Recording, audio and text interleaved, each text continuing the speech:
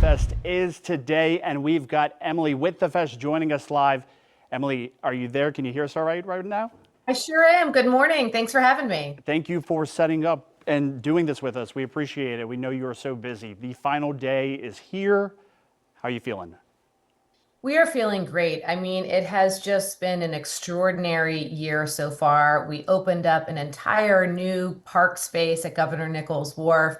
It gave people lots of space to spread out and enjoy those beautiful grassy lawns and views of the city skyline and the Mississippi River. So I think we are expecting for things to cool off a little bit, get a break from all that heat. But I think we're expecting record crowds and just another great day of music and delicious food today.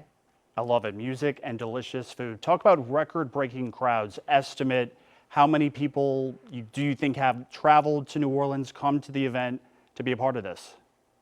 Absolutely. Well, we knew before the event even started that our hotel occupancy was up. It sounds like it's just a really great weekend for New Orleans. There are some groups in town, but a lot of locals coming out, a lot of folks from throughout the New Orleans metro area and really throughout Louisiana. This, at the end of the day, is a for New Orleans, by New Orleans. And if we throw a great event for the people that live here, we know visitors are going to take note. We expect about 60% of our audience this year is going to be coming in from out of town.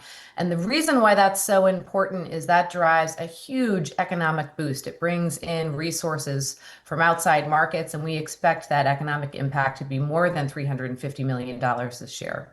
Wow, $350 million. And, I'm from New Orleans and I've been walking around the fest since it started. And I will say it does feel like the crowds are larger this year. And talk about just the energy and the work that goes into this behind the scenes. Well, I think the energy out there at the festival is the best part of this event. Of course, we've got such an incredible depth and diversity of talent here. So the music on the stages and the food that you have out here is second to none. It's what makes New Orleans a city like and nowhere else in the world. But certainly, this is a labor of love. It's a passion project. We have 8 incredible team members that work on this event all year round to ensure that it's going to be world class and that everybody out there is having a good time and is safe. I have 30 board members who volunteer their time throughout the year. And at the end of the day, it really takes a village to put this together. We have incredible neighborhood partners and sponsors, thousands of volunteers out there helping to make this possible. And we couldn't be, more grateful for all their support. Even city services, everybody from NOPD to NOFD is out there. So far, it's just been an incredibly happy vibe. Everybody is bringing their best selves and having a good time. It's always a great time. Talk about for people that may have not made it to the fest just yet, what would you tell them? What's in store today for the finale? Well, we have some tried and true traditions. We expect Rockin' Doopsie and the Zydeco Twisters to close it out on the Cajun Zydeco stage, which of course is the Willow stage in the Jack Slot Brewery. We also have at the other end of the French Quarter at the New Orleans Jazz Museum, Astro Project will be closing it out at the Loyola Esplanade in the Shade stage. But there really is just so much to discover. We have a progressive build, so that means on Thursday, we have 8 stages. We build 5 new stages on Friday. And then Saturday, Sunday, we've got 20 stages throughout the French Quarter neighborhood. So if you haven't been out here yet, Sunday is usually our biggest day. It's where we have the most music going on. And it really is a fun time. We've got some debuts this year. 50 out of the 300 acts, or more than 300 acts this year, are new to the festival. So there's a lot of new bands to discover. One of those is Layla McCalla. She's incredibly talented, and she's going to be playing at the new Goldring Waldenberg Riverfront Park at the Pan American Life Insurance Group stage. Is there one band or one act that you will be racing to make sure you're front and center for today? Oh gosh, I have too many. Gumbo Juice is going to be doing their 5-year anniversary, and that's a really great project.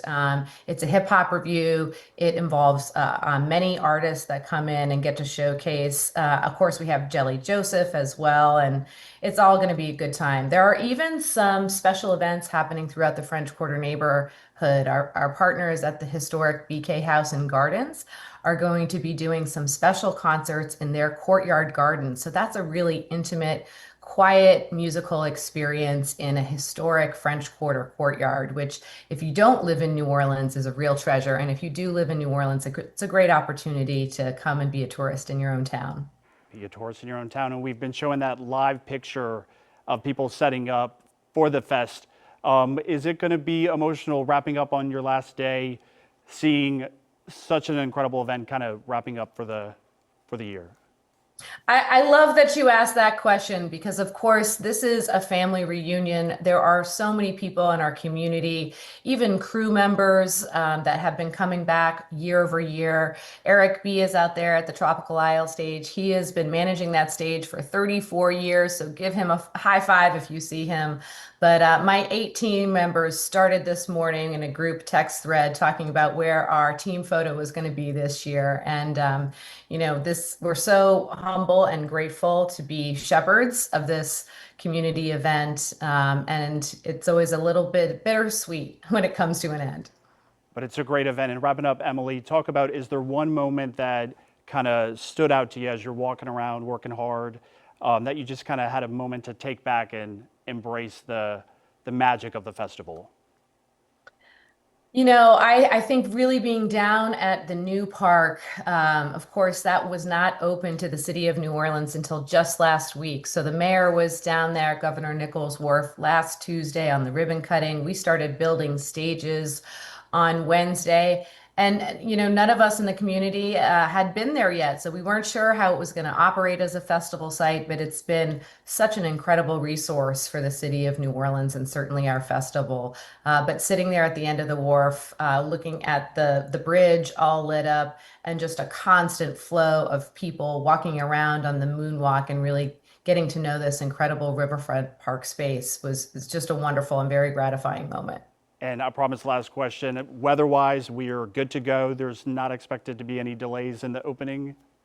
Absolutely not. We had some drizzle overnight, but the festival site is looking good. The great thing about the French Quarter Festival is it takes place here in a historic neighborhood. We're on high ground. Things are, looking good over here, and I don't expect any delays. I'm very grateful, but by the time we have folks coming in around 11, 12 o'clock, the festival should be up and ready to go, and the clouds certainly will be parting. We're looking forward to a beautiful afternoon.